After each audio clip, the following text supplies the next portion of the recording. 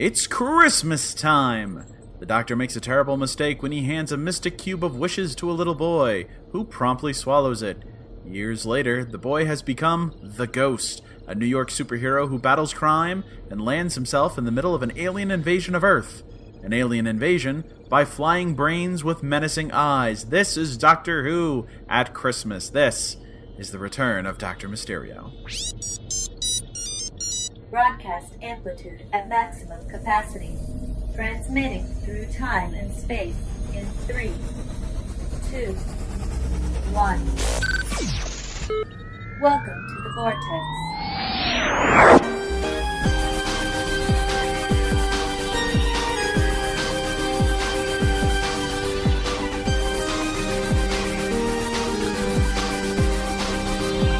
Voices from the Vortex reviews The Return of Dr. Mysterio, a 2016 Christmas special.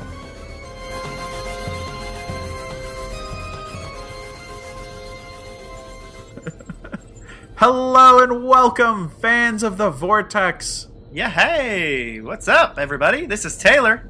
And this is Matt. I feel like we haven't actually talked to any of you in a while. No, I don't think so. You may have heard The Bachelor and the Associate, but what's Taylor and Matt been up to? Well, in case you're just joining us for the first time, I'm Matt. I play The Bachelor, and that's Taylor, and he plays The Associate on The Incredible Adventures of Voices from the Vortex, Season 2, as having aired in 2016. Yes, but also, if you didn't know, we do Doctor Who reviews. Woo! Yeah! Talking about the Who, man. That's right. Yeah. And we've got a doozy to talk about this time. The Return of Dr. Mysterio, which, by the way, is probably one of the best Doctor Who titles, I think. It's my second favorite. Yeah, right favorite? Under Let's Kill Hitler. Of course. How could you not love that title? Yeah, that is one of the best. You know, when you read the titles for the series, it's like, or when there's like a big cliffhanger, especially that one, where you come back from A Good Man Goes to War, and like there's such a big cliffhanger, like what? And then it's like Doctor Who will return in Let's Kill Hitler, and you're like, what? Most random thing ever. Absolutely Doctor Who. Very Yes. much so. But this episode was written by Stephen Moffat, a good old Stevie Moffat, and directed by Egg Bazalgette. I hope that's how you say it, especially with that accent. So yeah, we had Peter Capaldi was the Doctor, Justin Chatwin as Grant Gordon, and Matt Lucas returns as Nardole. We'll talk about Nardole here in a minute, and Charity Wakefield as Lucy Fletcher. So a lot of really good people in this one. Justin Chatwin, he was really familiar to me, but I don't know where he's from, and I wish I knew, because he looked really familiar. Any ideas? Well, Justin Chatwin, of course, legendary actor. No, I have no idea. Maybe we should have Googled it. Oh well, he looks. Oh God, no, I know. Okay. Did he look familiar to you? He looks really familiar. Yes, he does. Here, hold on. Here we go. I got it. Okay. Here we go. Right, Justin Chatwin, from the star of Dragon Ball Evolution, the worst possible movie ever made. But he's also on Orphan Black, and he's really amazing on Orphan Black. He was a guest star on Orphan Black. So it's not a completely total waste of talent there. So anyway, yeah, I love this episode. I thought it was really great. Yeah, I did too. Yeah. I did too. We went so long without Doctor Who. Oh, that's such a big problem. And I know a lot of people, have been kind of bemoaning it, saying, if this is the only thing we got, this is just okay. I get that, but come on, this was a really good episode. If there was a whole season before this, and then this, we'd all be super happy with it. Oh, of course. Yeah, I mean, it's hard. You got to put it into perspective, and just sort of watch it, look at it as it is. And yeah, it's really good. If I had to watch this, I mean, it's literally a continuation right after Husbands of River Song, which is great. And, if you watch that and then you watch this right after, 24 years after. Well, yes, but I mean, we all know what happens there. But I mean, right after Do that. we? Oh my! Oh, but for those of you who are not caught up on the show and thought this might just be another one of our actual episodes, and it's super spoilers for you. We had just had the weddings. The husbands of River Song, where the Doctor, finally goes to the Singing Towers with River, and then she says, this is their last night together, and she's very upset about that. And he says, "Do you know how long a night lasts here?" And he says, 24 years. And it's this beautiful ending, and it's like, oh, but he gets so much more time with her.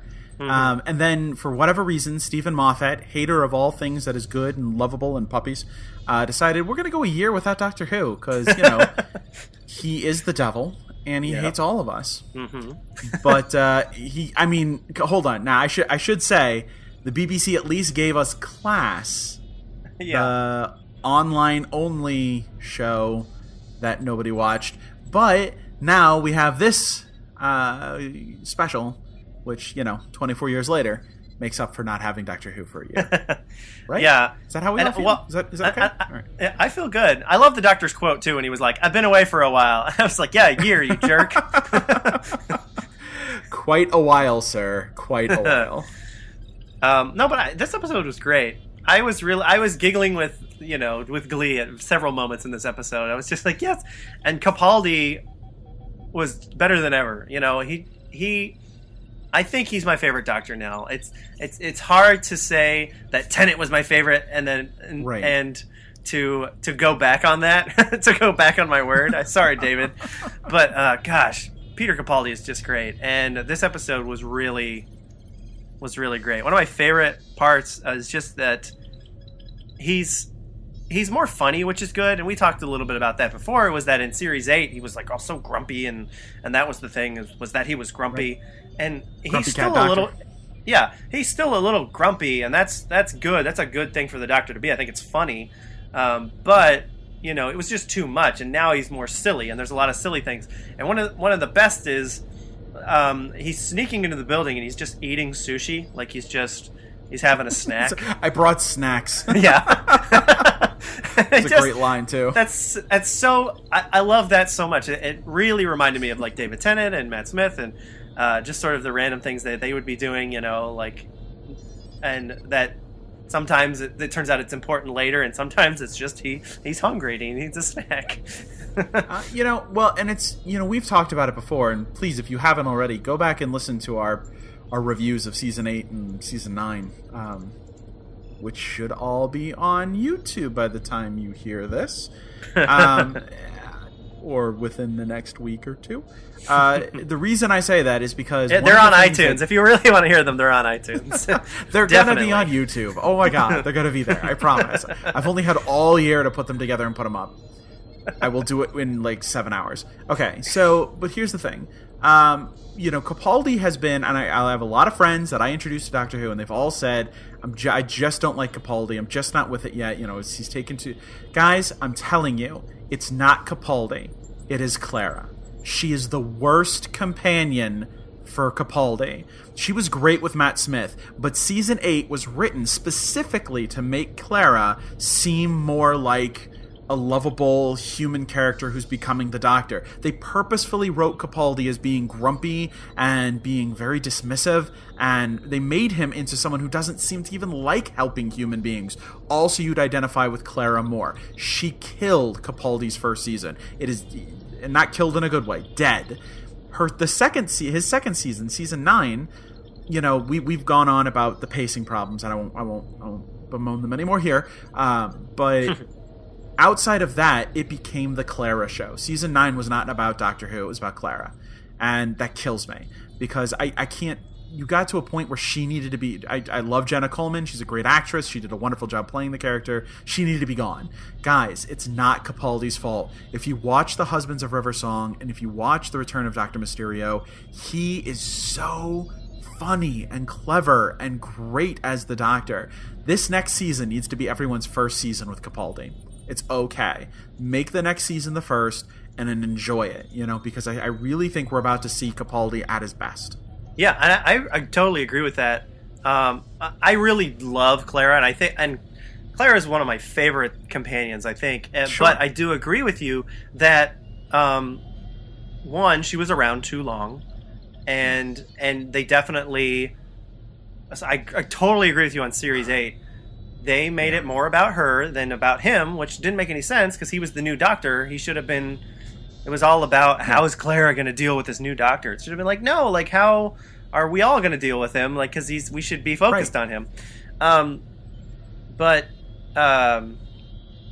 yeah, I've heard a lot of talk about how Series 10 is going to be. It's going to be a brand new show. So a lot of people could start here at Series 10. They could start with. Right.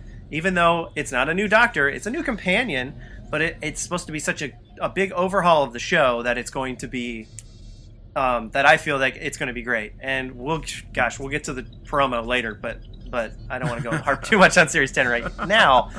But I totally agree with you. Capaldi is so great, and I think some people just couldn't see past some of that stuff. I could a little bit. I mean, there's so many great episodes. That I could really see where I'm not saying there weren't great episodes. There are. Shines in fact, through. Where his performance honestly, shines through. My favorite episode of Doctor Who, period, end of sentence, was a Heaven Sent, which is the penultimate episode of season 9. Yes. To be fair, it is entirely Peter Capaldi with the greatest reveal at the end, with the biggest twist. Right? It's the payoff of 9 seasons at the end. But what I'm saying is that episode for me is like that's. If every episode was written that way, if every episode felt like that, that's it for me. That not just of Capaldi's era, of all the eras. Going all the way back to Hartnell. So I mean, I there are great episodes, and even we yelled about the 2-parters because how stupid is it that we have to wait a week to see the resolution of the story that you could have just resolved in 45 minutes. But sure, whatever, Moffat, do whatever you want. Why don't you write some Sherlock? But hey, it's coming back in a few days. Oh, sure, it's only been 3 years. Man, yeah, we've gotten 2 whole seasons of Doctor Who since then. My point. Sorry, I'm not bitter. I'm not. My point is, there are some great episodes, and I won't go through and name them all now, but there are some great, even from season 8, there's some really great episodes that are totally worth it. I think they're super fun to watch. I go back and I rewatched all of season 9. I marathoned it, and I loved it. I actually really loved the season. That's where my opinion changed. The problem wasn't the pacing. When you can binge it, it doesn't matter. The problem was Clara. Yeah. So I mean, yeah, he's got great episodes. It's just that he hasn't been given his chance to shine. It was 2 seasons of Clara, and she was the one they wanted. If you just want to write a Clara show, write it. Why wasn't she left off of the show at the end of season 8 and let her be the main character of Class? Let her be the teacher that runs the group of kids. The deal, like the way they did the Sarah Jane Adventures. So anyway. No, he's great. He really is. Season 10. This is an indicator of what season 10 is going to be worth. And if it's anything like this, it's going to be worth everything. So I'm very excited. Yeah. Not to mention, this was a closure from the last Christmas special, which really, I think Moffat did it again, guys. It's a 2-parter. Husbands of River Song and the Return of Dr. Mysterio. It's a 2-parter, but it was the end of River Song. It was the closure. Yeah, it's the which final was great. Afterthought.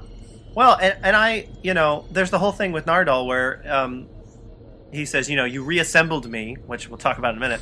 You reassembled me because you were worried you were going to be lonely, and I'm like, are they talking about Clara again? And then the further on you get, they talk about when they get to the end.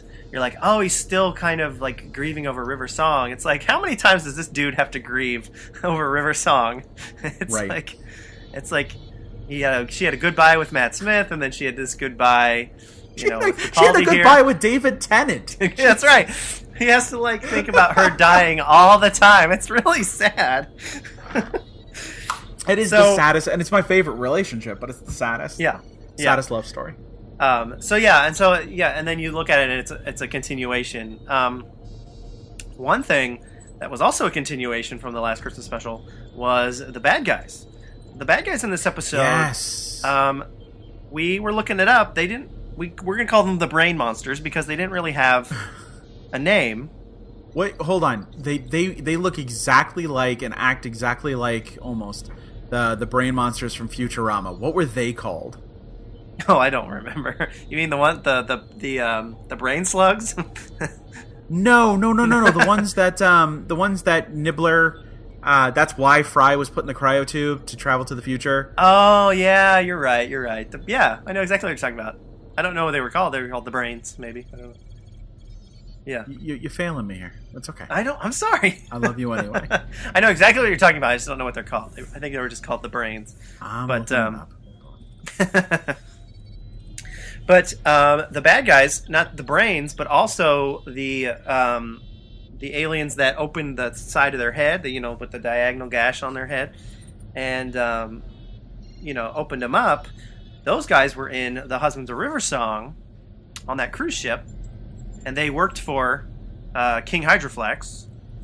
And so you have sort of that continuation of those characters with no real... They didn't really mention it. They didn't really reference it. The Doctor didn't say, oh, not you guys again. Right. So I wonder, are we going to see those guys again in the future? Is this going to be sort of a continuous thing? Well, with how they left it, I mean, clearly they've infiltrated UNIT. You're right. Yeah, and they've got... that's right. There was a guy at the end. The brain monsters, they said they represent the shoal of the winter harmony. I don't know what that means, but there you go. Which is what they say in Husbands of River Song. And then in this one, the name of the company was Harmony Shoal. Oh, well, there you go. Yeah. So maybe it's like you know what it reminded me of? It reminded me of the Great Intelligence bit, through line in Series 7. Oh yeah. They were in the Snowman, and then they were in the Bells of St. John again. Mm-hmm. Just it like sort of a future iteration of an old sci-fi monster. Right. Well, clearly these are from the past. Yeah. Because the ones in the future, I thought was in River Song's timeline, but I guess she did say she was an archaeologist. She looked it up. Wow. All right. So all our fans out there, if you can think of it, what was the actual timeline? What is the year when River in the Husbands of River Song, that River and the Doctor are on the ship, right? The cruise liner in space that goes down. What is the what year is that? They make a reference to that River Song's an archaeologist and she looked them up. She knows about that event, but so it might not be from her time. But if someone could find out, that'd be great. Yeah, you can email us. There you go. Email us. Comment on the YouTube video. If you're listening on iTunes, go watch the YouTube video and comment. Sure. Okay, so Nardole. I want to talk about Nardole because... Nardole. Okay, first of all, Matt Lucas. I loved him. I thought he was great. He was really hilarious throughout the whole thing. I wasn't sure I was going to like him. Like, at first they said, okay... there's going to be a new companion, and it's Pearl Mackie. She's going to be playing this girl named Bill. It sounds really great. We'll get to it, Series 10. But we even got a video.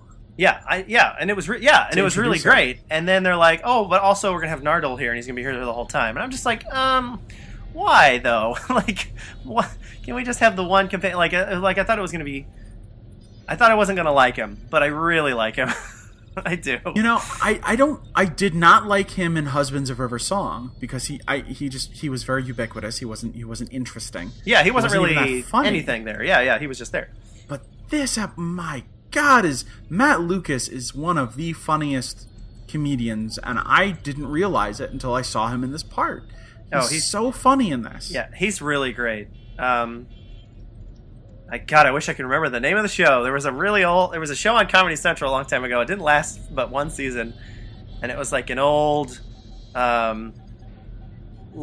it's supposed to be like sort of campy, making fun of like Hercules or like Xena Warrior Princess, and Matt Lucas played the villain in that show, and he was really funny. I don't remember what it was called, but no idea. Yeah, we'll have to look that up on his IMDb page. But well, he was on Community in the episode where they go to the convention for Inspector Spacetime.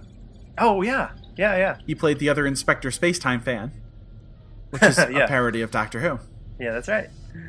Oh, and he went from there. You go. He went from that to this. So that's perfect. So the one thing I thought was interesting about Nardole is sort of just the way he acted, and a lot of times he would just appear. Like that was the part that got me. Is like the camera would just pan over and there's Nardole. He was standing there the whole time. Like when they're sneaking in and they're looking at the map, and then all of a sudden you hear like, no, it's not, and there's Nardole. He's just like right there. And then like in the bedroom, like the camera like moves around, and he's been standing behind Capaldi the whole time. So almost as if Capaldi's just completely forgotten he's there. Yeah, which is something I loved.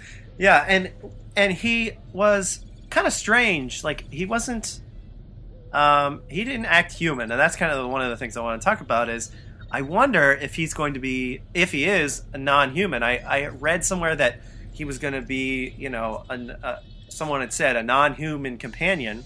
I don't remember what he was in Husband of the River Song, like if they said he was human or not. I think he lived on that planet or whatever. But sort of the way he was like looking at all that, he was playing with the toys and he was like looking at stuff. The way he played with the toys, he was trying to chastise the Doctor, and he saw the toys and his eyes just lit up. It was great. He's like, ooh, you know, like a child.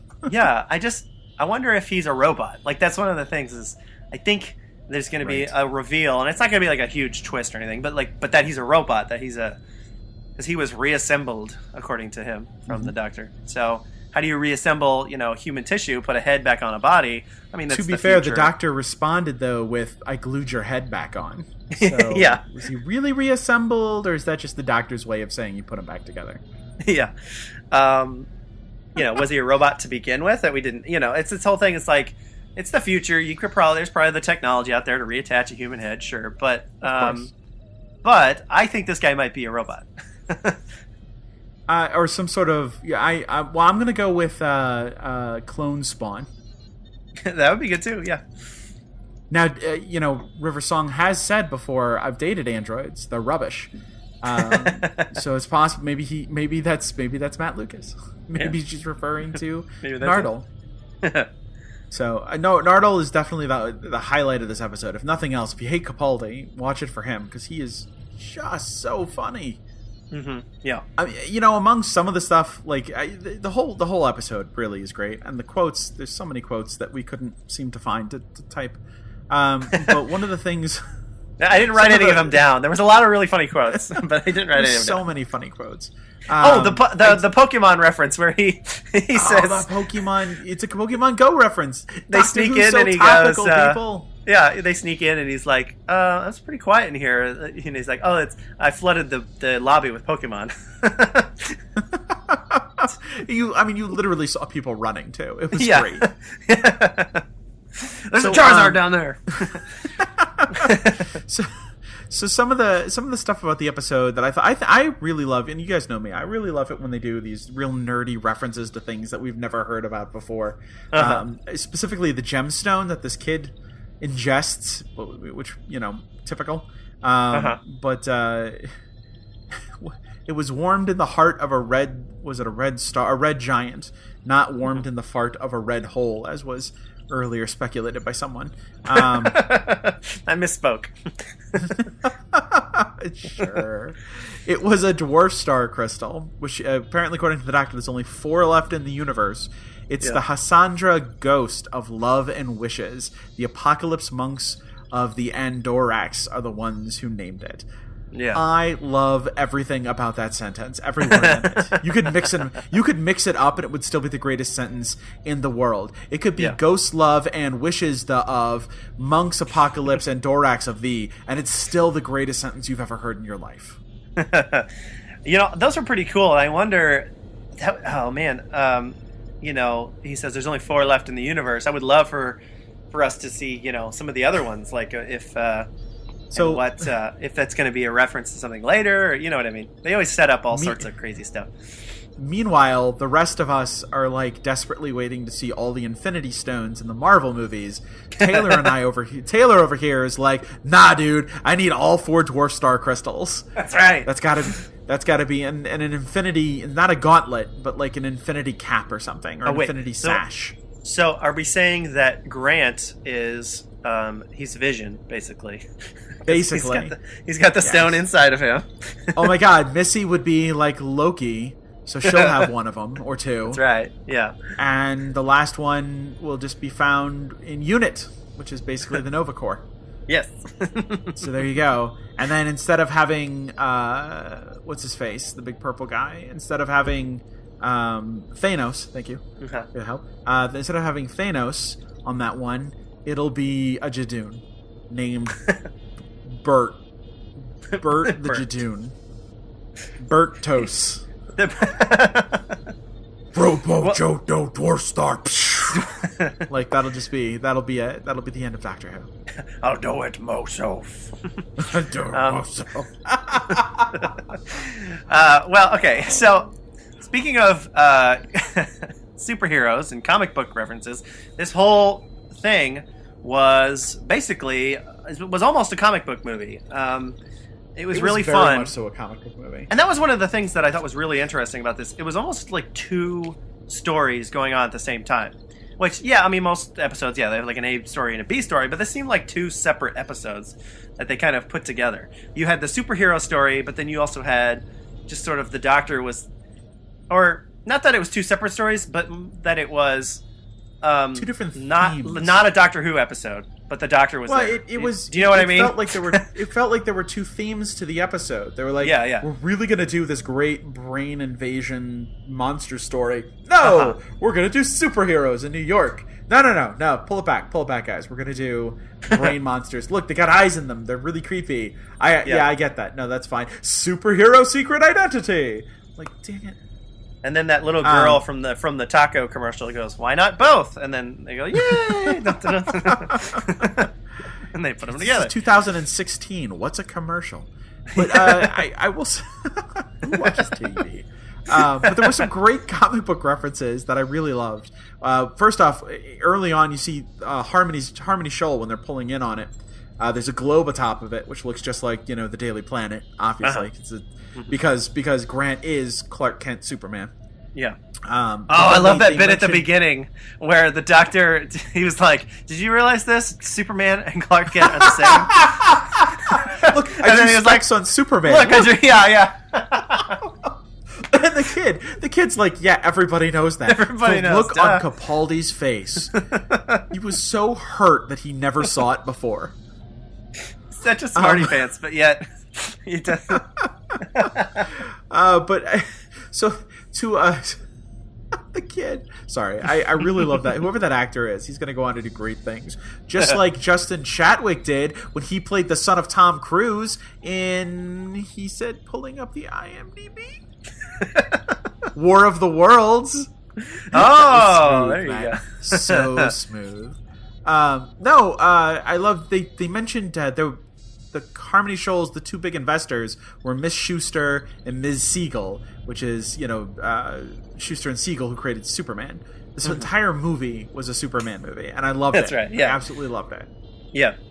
Yeah, it was really great. And I loved the whole, the Deus Ex Machina at the end where he catches the ship, and, like, it was all, the superhero stuff in it was really good. It was really fun.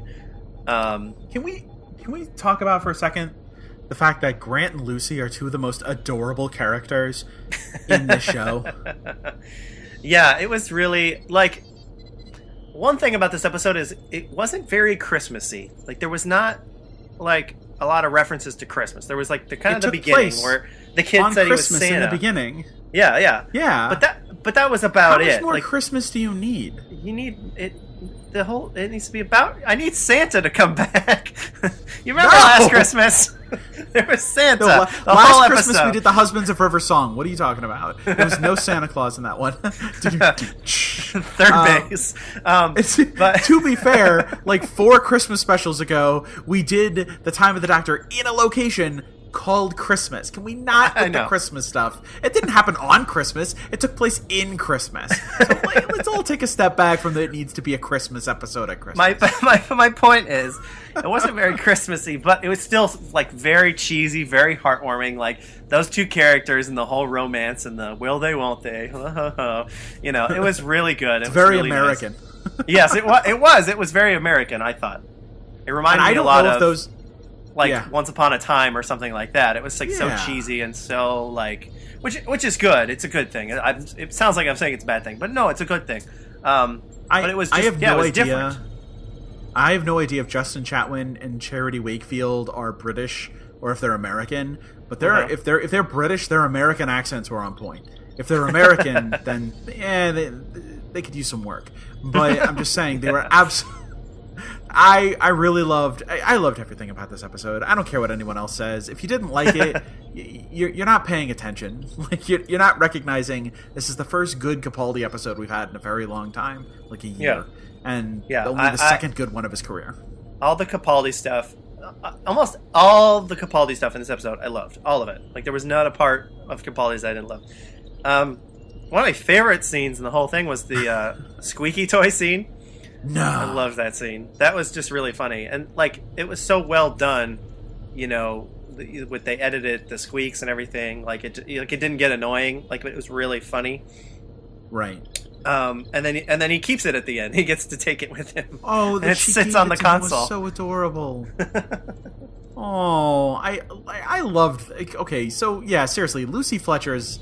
She's a better companion than Clara any day. Can we have her? Can she just be on Doctor Who? I don't need Bill. I need Lucy Fletcher. No, we need Bill. We'll talk about Bill in a minute. I know there were a lot of quotes out there, and we didn't write a lot of them down because there are just so many, and this is the holidays for us too, so we don't always do our homework. But I think one of my favorites was early on. He says he's constructing a device to fix paradoxes. He's specifically referencing the paradox he created in Angels Take Manhattan. He's trying to fix what he did. Oh, yeah! And if we stop and think about that, that could mean that he's trying to peek in on Amy and Rory. Uh-huh. And that makes me happy. Well, and that's one of those things is, it's like, we can never visit that time period. But, if he fixes the paradox, well, that's great, And he's obviously, he's not going to go get Amy and Rory back to hey, be my companions again. But, it'd be nice, to be able to check on him again. Like, we got to see Sarah Jane again. Maybe someday we'll get to see Amy and Rory again, I agree. That would be really cool. You're right, I didn't think of that. That's real. I wasn't sure what he was doing with that machine. He's always fiddling around with something. So, going into Series 10, we have the Doctor, and he's got Nardole, but, he just lost Clara, and then right after that he loses River Song again. So yeah, we're gonna see where he's at emotionally, and it's like he's doing all right. He's got Nardole, which Nardole goes off with the TARDIS just on his own. Sometimes they went on a errand and came back. What was he? And he was dressed in a completely different outfit. He was dressed yeah. You're just Nardole. So Nardole doesn't seem to be really a companion for him. It's just he's sort of a Muto, if you will. And for all of those of you who are listening that don't get that reference, please listen to Season 2 of Voices from the Vortex, which aired on 2016. You can see it right here on YouTube or iTunes. So anyway, I feel amazing episodes of stories. Come on, yes. folks. Somebody listen to it. I feel like Nardole, if he is some kind of robot, he's there. He's sort of helpful. He's somebody to talk to. He's like a Muto, or he's like Handles from the he's an exposition Time of the character. Doctor or something like that. So the Doctor has someone to play off of, because the Doctor does not play off of people. He doesn't do it well alone. He has to play off of someone, and it has to be someone who's witty and funny and kind of spunky. Sure, which is what Nardole is. Yeah, so Nardole is that, but I still feel like, he doesn't... I still feel like he's still kind of lonely. He doesn't really have that companion he's looking for. Yeah. Because Nardole's just kind of I don't know. It didn't seem like they were companion-y. He was just hey, didn't I tell you to wait back in the ship? He's a stand-in. He's just a stand-in. Well, and he didn't seem... he's not like with the companion. He seems excited to show the companion things. You know, like, oh, come check this out. Come check that. He's just like, he's got Nardole there. Nardole knows how to fly the TARDIS. Seems like maybe even a little better than the Doctor, because the Doctor like did something and Nardole like put it back. You know, he was like, no, don't touch that. I know what I'm doing. You know, so it's just like a helper. That scene was great. Yeah, no, it was great. So Nardole just seems like a helper in this instant, and not somebody he's seeing the, you know, the Doctor likes to see the wonder of the universe through the companion's eyes. Nardole seems like he knows it all. He's been, you know, he knows what's going on. He's just there to help. I agree. Yep. I agree. So, which will bring us to... So, okay, well, what are your final thoughts on the episode? What are your final thoughts on this year's Christmas special? Well, my final thought is that this was a fantastic episode. It was just good. It was... I don't really have a complaint about it. It was great. I found myself giggling with delight several points in the episode, and, you know, I continue to love Capaldi more and more, and, you know, you're right, we talked about those past seasons haven't let him shine. He has shined through in some points, and those are my favorite episodes, you know, Mummy on the Orient Express, you know, Heaven Sent, and some of the other stuff. Listen is a great episode. Listen is a great one, and some of the ones where he just can be more silly, and some of that stuff comes out, and it's less about Clara. Yeah, so this was definitely one of those. So I'm loving it more and more. Definitely, it's hard to say. It's hard to go back on my promise to David Tennant, but no, Capaldi's my favorite Doctor for sure. I guess if I had a complaint, is that it wasn't very Christmassy. There was nothing about it that was Christmas. It was just the Doctor Who episode, but still very cheesy, heartwarming as ever, as those Christmas episodes usually are, so I loved it. And gosh, I miss Doctor Who so much. I missed it. And it was one of those things that was like, gosh, we haven't watched Doctor Who in a year. And I just couldn't believe it. And it finally came back. Well, you're right. And, you know, we haven't seen Doctor Who in a year. But you and I have seen Doctor Who because we went and saw the Troughton episode in the theaters. Yep. So there was that, The Power of the Daleks. Wow. Let me tell you something. This is how you make a Doctor Who episode that Matt Whitecamp loves, okay? Not just because of the superhero stuff, though obviously that's just foreplay for my enjoyment of a TV show. But for serious, I've come to realize that the best Capaldi episodes are the ones without Clara. And we've had 2 whole episodes to that fact, from The Husbands of River Song to The Return of Dr. Mysterio, and Capaldi has just been amazing. How Stephen Moffat managed to put a 2-parter together over a course of a year and call them Christmas episodes, I don't know. I don't know why we let him do that, but fine, whatever. This is the a Shielder 2-parter all over again. Well, why do we let him do? Why do we let him do anything we let him do? You know, I think The Bachelor and the Associate are going to have to go take a trip to see Stephen Moffat and show him the value of true Christmas. Anyway, right. Capaldi has just been amazing. This was funny, it was light, and a giant sigh of relief from the year of no Who. I am very, very happy with this episode, and I'm hoping Series 10 comes sooner rather than later. So. Calculating.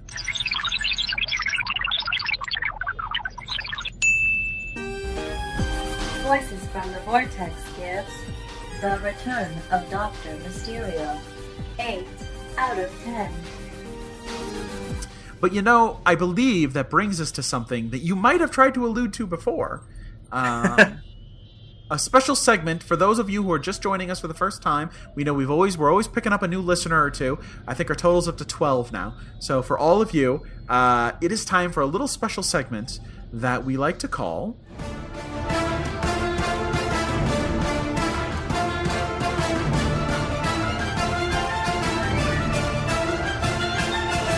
Oh my god, that promo. Oh my god, the promo. Oh my god, the promo. Okay, so I heard a lot of people say that this was the best. Like they liked the episode, but more importantly, the promo. Which, okay, the episode was good. The promo was really good, but I don't think more importantly. But yes, it was amazing. No, so much more importantly. if we only got the promo, I would still be this psyched. I am like super. I've notched it up to a 12.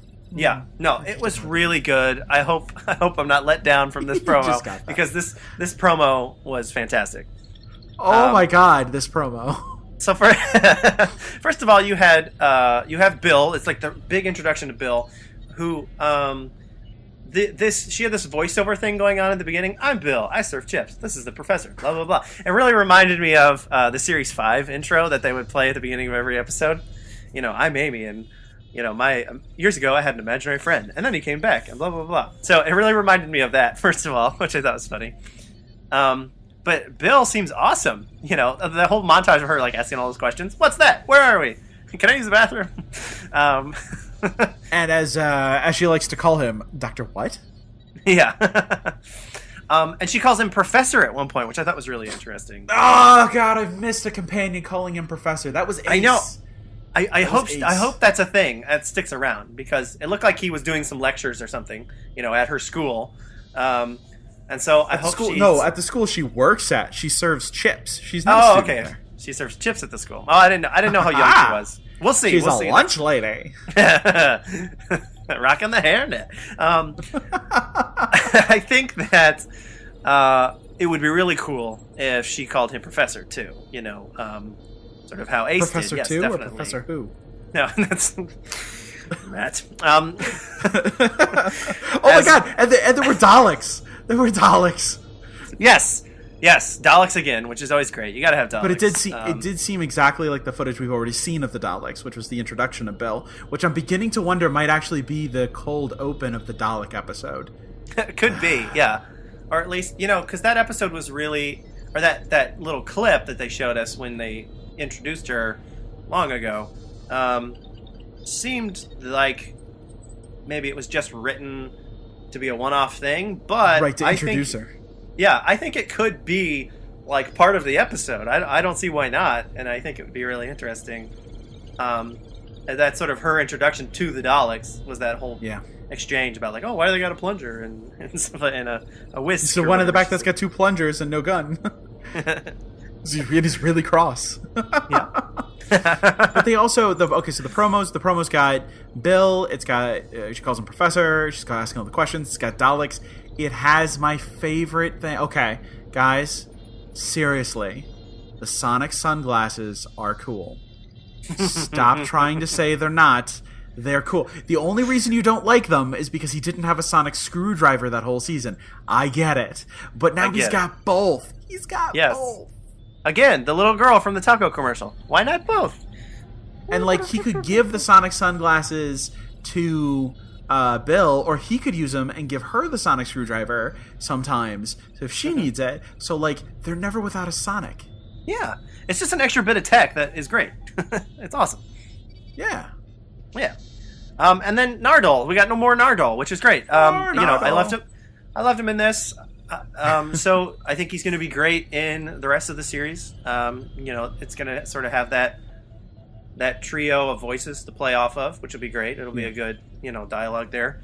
And speaking of Matt Lucas, he's been sharing a lot of interesting pictures, like in footage and backstage things. And one recently had Missy in it. Missy! And oh boy, is Missy coming back. Boy.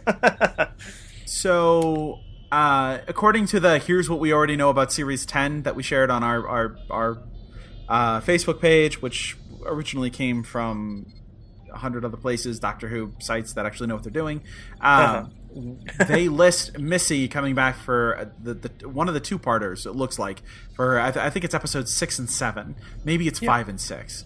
But it looks like she Michelle Gomez is listed in both of those episodes. So we are definitely getting more Missy. It looks like it's right in the middle of the season, so we don't have to wait the whole time, which is great. Yay! Yeah, no, great. Well, and this is always, I think, been the plan, was to have 3 seasons where the Master was kind of behind things, right? Yeah. Obviously, Missy was the main character, the main villain of season 8. She helped start season 9, though it would have been nice to have seen her maybe return at the end of season 9, just to make it seem a little more appropriate.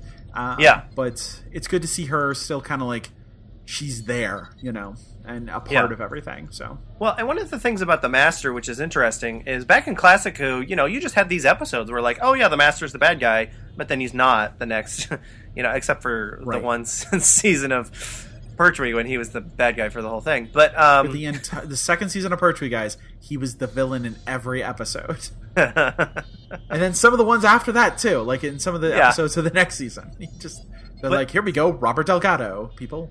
But anytime in the new series that we've had the Master, he is sort of the big. He's always in a finale thing. It's always been in. You had him with Tennant, and then again at the very end of Tennant, and then with Capaldi here at the end, and then you had the episode with the Daleks where the Master was just kind of there. It was part of the problem, but. But I kind of liked that because it was a little like I like that the Master's just going to show up for a few episodes and then go away and not be like the huge story arc for the whole thing, because I feel like the Master doesn't have to be the huge story arc for the whole season. It could just be an episode where the Master's a problem, but then they take care of it, and I think that would be great. So I think they try to stay very far away from the "I'll get you next time, Gadget, next time" level of villainy that he would get up to. But I say that I think the show would survive better with it. I think if there was an entire season of the Master, and he just every episode he showed up and was like, "Ha ha, I'm over here now," and it's like, what are you doing here, Master? We just dealt with you on Arbitron 7. Why are you on Gildeford 8? And the moon of and why do these planets always have a number at the end? So many planets in a solar system, and they all have life. That's crazy. Unheard of. So no, but it's good to see Missy back. I'm very excited because the last time we saw her stuck on Skaro with the Daleks is like stuff's just going down, right? Everything's getting destroyed, and she goes, "A hybrid? Oh, I've got an excellent idea." And I swear to God, Michelle Gomez stroked her long mustache. So I'm very excited to see what her ultimate plan is, maybe her ultimate fate. Maybe this is how it was always meant to maybe she's the hybrid.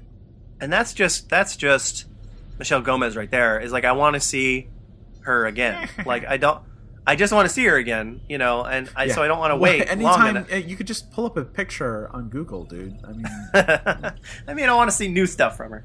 All right. Wow.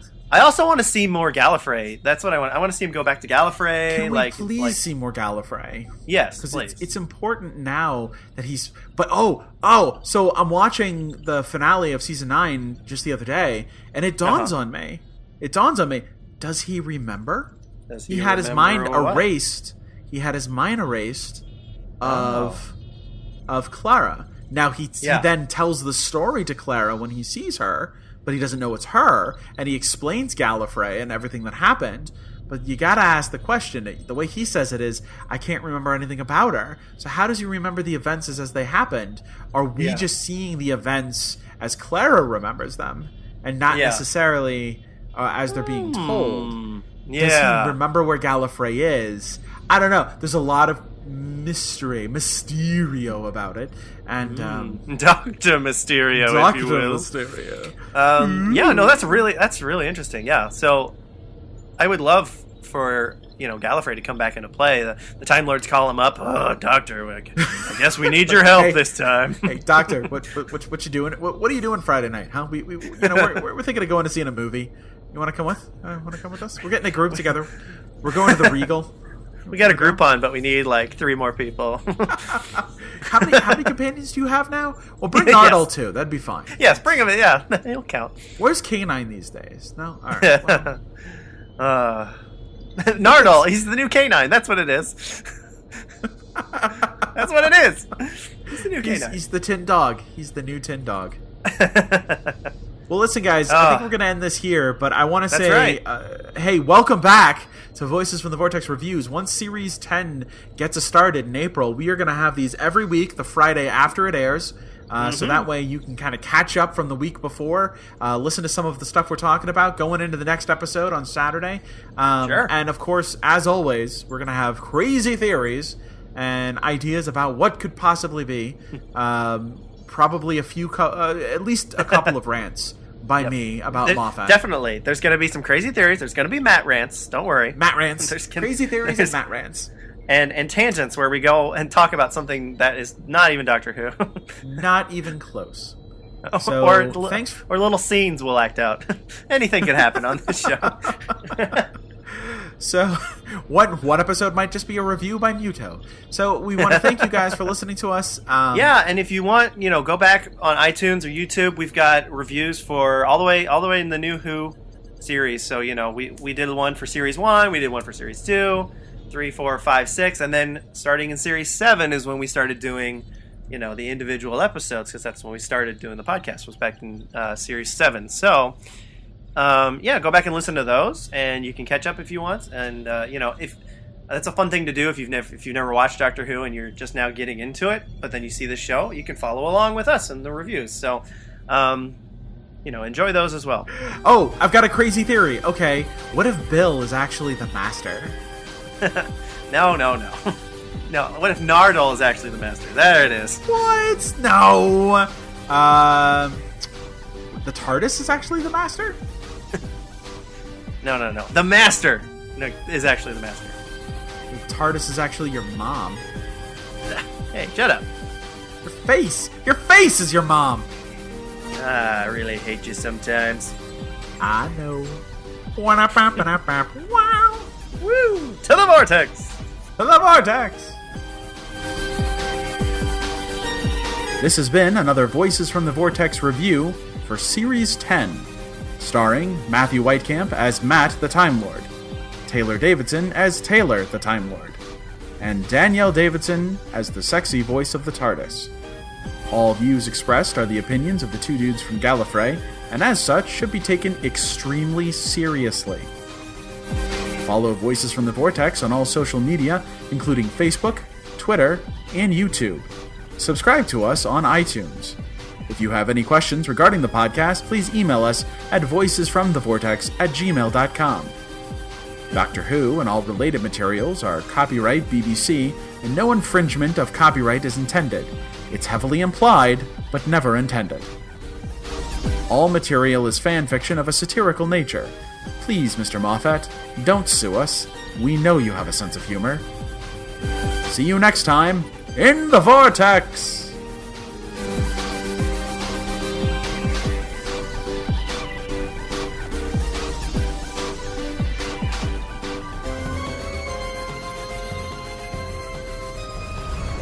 Temporal flight engaged. Returning to the vortex. End of transmission.